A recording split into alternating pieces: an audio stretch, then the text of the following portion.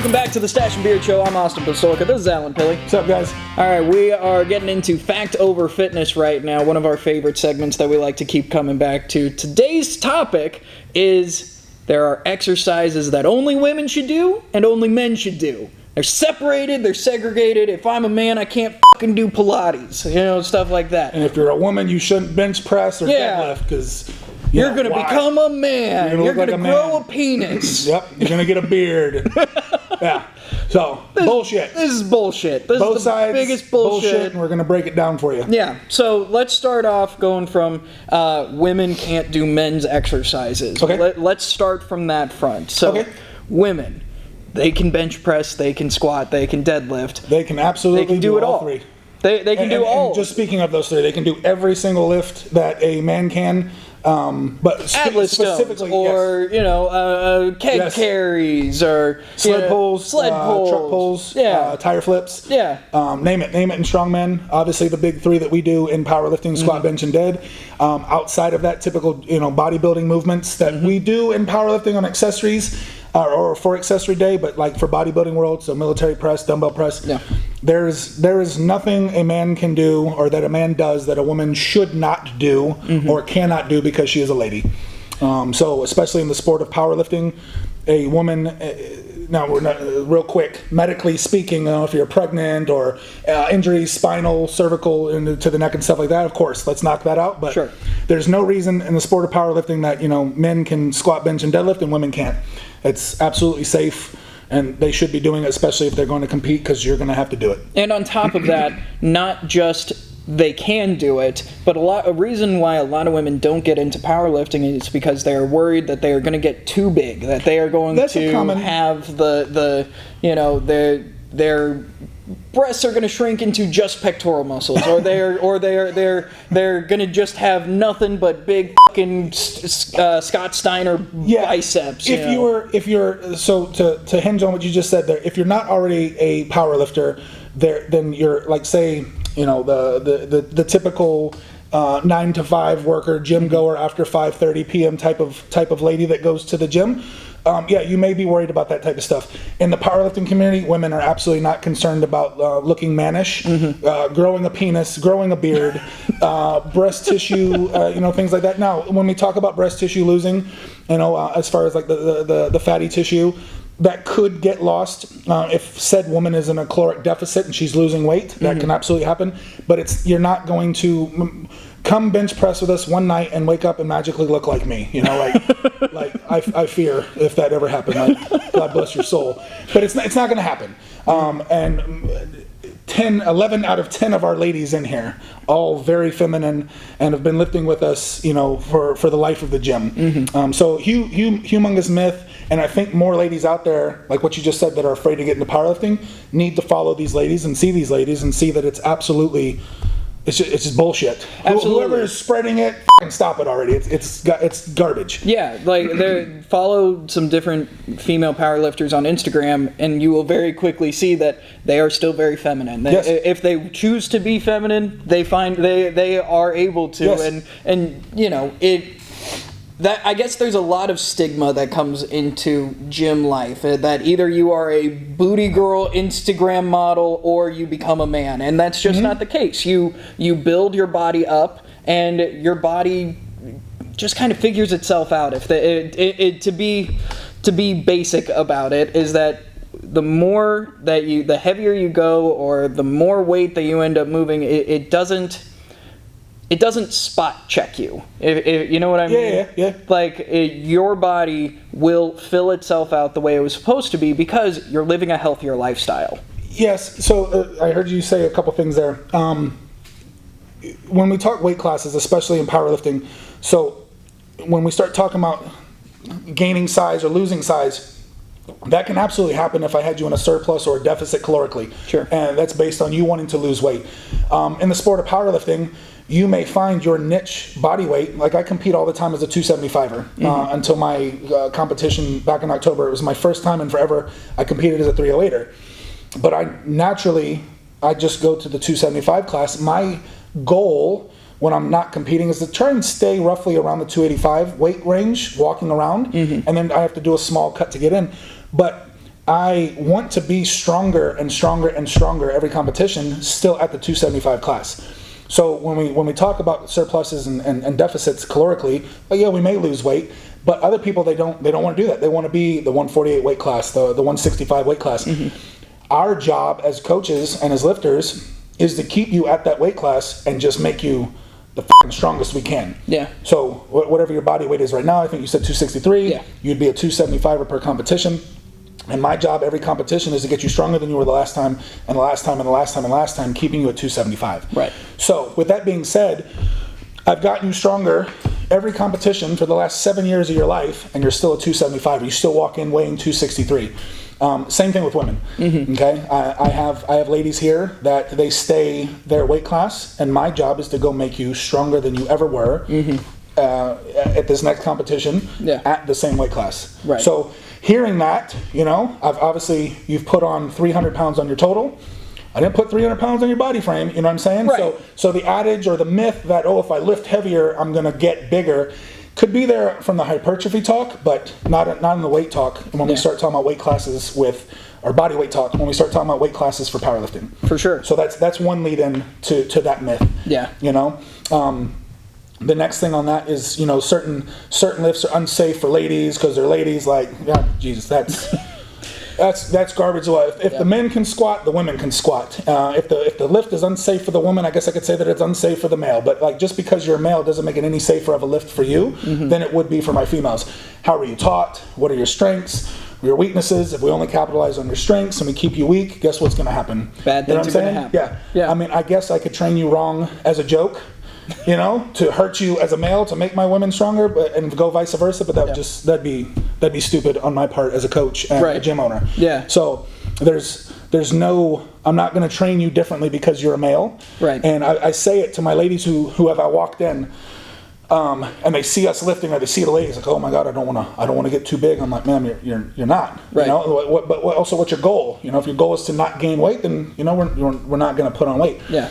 But I hear them talk like, I see Austin, I see Jody, I see Chad, like, they squat, and I'm like, you're gonna squat.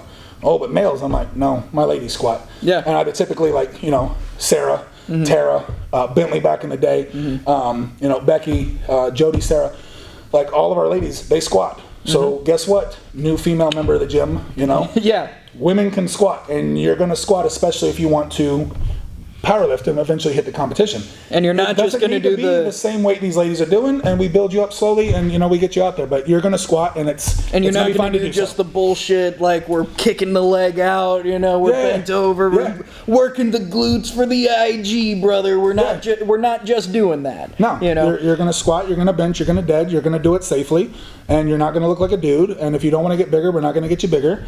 But on that note, there are some lifts that guys are not comfortable doing, like hip thrusts, for example, or the banded we start talking about a lot of the hip and fire hydrants. Yeah, a lot of the hip and glute movements. Yep. Guys are uncomfortable doing. They feel that it's a woman-only exercise. Yeah. And if they took a look at it and realized that the benefit of such would actually help them become better squatters and deadlifters. And hinging on the hip talk, the glutes and hips are absolutely needed in the bench press. The bench press is just not a pec movement, and we kind of take that from the bodybuilding world and change your thought process on that in the powerlifting world. But all those women only movements, that men think, oh no, that's taboo, I can't do that, I'm a lady. If you actually put that aside and realize, man, you got some weak hips, you have some weak glutes, let's get them stronger. You actually become a better lifter, especially if you're a power lifter, strongman, where glutes are needed. You go to bodybuilding, you know what I'm saying? Yeah. We need big glutes, muscular glutes. So guess what? We do, glute intensive training. But it's to get we got to change your mind. We got to change that stigma that this is woman only exercise, male only exercise. Get you to do them and see the benefit of such. And oh my God, like I feel better, look better, perform better, things like that. So for sure. Adding on top of that, so we talked about how it's totally cool for women to jump in and do strongman stuff. To the same aspect, it's totally cool for guys to do yoga, to do Pilates even. Like these are just other things that help your body when it comes to stretching or core work or all of these things. I'm glad you mentioned core work because yoga and Pilates, it's not just about, obviously balance and symmetry between, what lagging body parts that we may have, but you start working these small stabilizers that we may not all the time hit in our lifts, that you may not even think about until the Pilates instructor or the yoga instructor is like, hey, Austin and Alan, hold this pose. And we're like, what? Yeah. And, the benefit of it can absolutely make us a better lifter in here. Maybe it's those small stabilizer muscles and small core muscles or core activities that we're not hitting on, that once we start finding them and tightening up, making that area, that weak area stronger, makes us a better lifter overall. But you and I have to walk in and get past the fact that, Pilates and yoga isn't just for ladies. Yeah. Which you and I can, but 9 times out of 10 males out there are like, Pilates and yoga is for ladies. Yeah. Until they see the benefits of said workout programs, benefiting them in their sport, I don't think they're going to do them, but I wish they would, because it could absolutely make you a better lifter in terms of fixing your weaknesses. How do you feel about jazzercise? You do what you want to do. You do what you want to do. Jazzercise, a little joke here, may go on with your show tunes. Son of a bitch! Damn it! That may be better suited for you. Oh! No, but everybody wants to knock sit and be fit type stuff, that's, perfect for that person. It's bringing them up until they're back. Why are you even in sit and be fit? Maybe you have an injury. And just hitting on that just briefly, but, there's benefits of doing sit and be fit. Next thing you know, you're back to fucking standing and lifting. You know what I'm saying? So not knocking a specific program. There's benefits to everything. Do you and I need sit and be fit? Probably not. Do you and I need fucking yoga and Pilates? Probably. Yeah, probably. You know what I'm saying? But the benefit that you and I would get from doing both of those sports or both of those activities would greatly help us on our side for powerlifting and strongman for you. Yeah. But we wouldn't think about it, Right. Yeah. And then one other thing that kind of ties in with all of this, especially when women take a look at, if a woman is just starting to do exercises, you get fed a lot of stuff on the internet about how, we're going to do 100 crunches so that to get that tight core, we're going to lose that stubborn belly fat by doing these exercises, and that you can't spot fix stuff. If anything, if you're doing 100 crunches a day, your belly's going to be going out because your muscles are growing. You know what I mean? So I know where you're going with that, and yes, so, I always say I fin straddle. To somebody new who is body weight training is absolutely great. So it's somebody new who's doing crunches. Will they get growth from that? Yes. When we could sit back here and we could do weighted decline bench sit-ups. We could do weighted cable crunches. We could do weighted side bends, farmer carries, things like that. And we could run the risk of enlarging those muscles. They are in fact muscles. They can grow just like other muscles. Right. So we do have that. Crunches, definitely going to be, a lot harder to grow that area. But to spot, fix, or to target abs to lose belly fat there by doing crunches, garbage. The same way that you're not going to be able to lose belly fat there by doing weighted decline bench sit-ups or weighted cable crunches. If your calories were in a deficit and all you were doing was crunches, right? Could we then say that it was the crunches that made you lose belly fat? I guess we could, but the ultimate factor there was the fact that we had you in a deficit calorically to lose overall body fat, not just from that. And that's a stretch. I'm really trying to stretch to help you, or not to help you, but to help the myth people out there. Yeah. And the other thing that hurts, what we do in here as lifters and as coaches is, we talk about the bullshit infomercials, but these fucking sit-up machines and these ab rollers and these ab wheels and blah, blah, blah. Oh, and it's not that actual movement that's getting this. You're going to get stronger here. Sure. Okay. But it's either you were doing no activity and now you decided to go do 100 ab wheels or 100 cradle rocks, whatever the they call it now, and I've picked up your activity while keeping you at whatever calories you were at. Right. So guess what I've done? I've kept you the same calorically, and I've added activity, so I've actually made you drop into a deficit, which, once again, in your mind, you might be like, oh shit, it's this fucking ab wheel. Yeah. Yes, but it's the fact that I've picked you up from doing fucking nothing to doing 100 ab wheels a day or ab rocks. You know what I'm saying? So I've picked up your activity, which what we've done is just put you into a deficit. Right. And this is why you're losing body fat, but overall body fat. Right. Now, if you want to get super technical, when people do go into certain deficits, every one of us we're built differently. You may lose from your arms first. Right. I may lose from my love handles.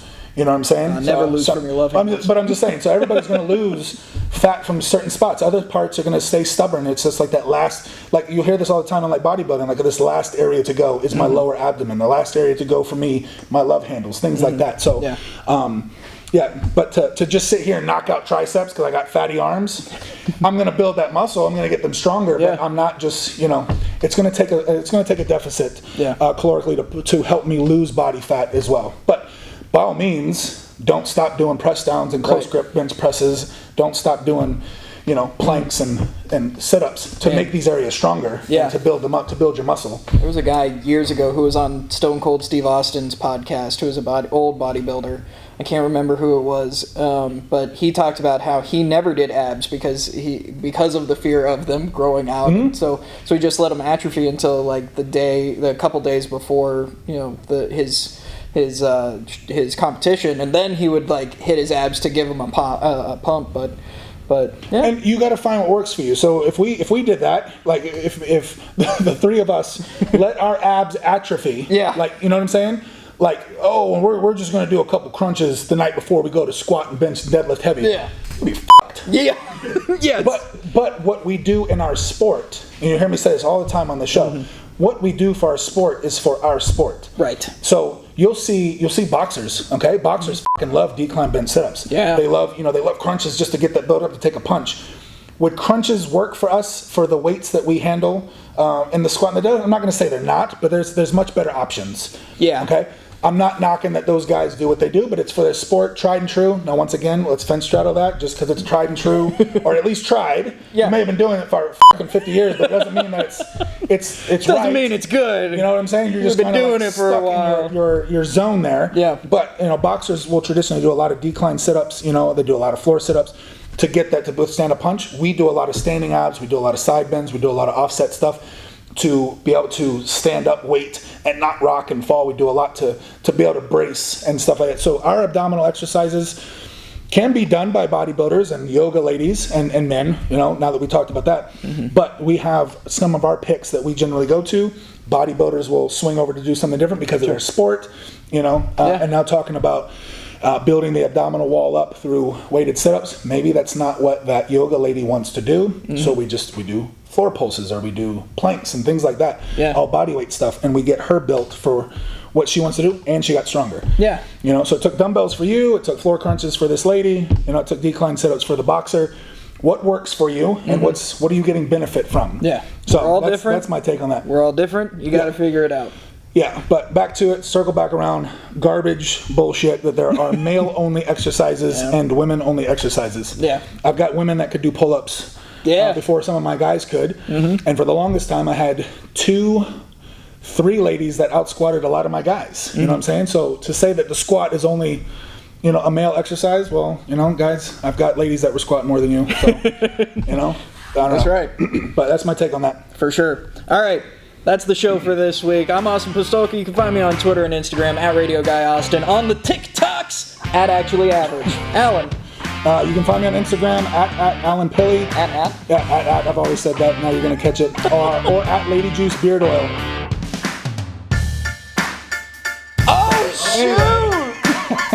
I call it. Shoot! At Lady Juice Beard Oil on Instagram as well. The only 2 spots you can find me. There you go. Thanks so much for joining us. We will be back next week with more. See you guys.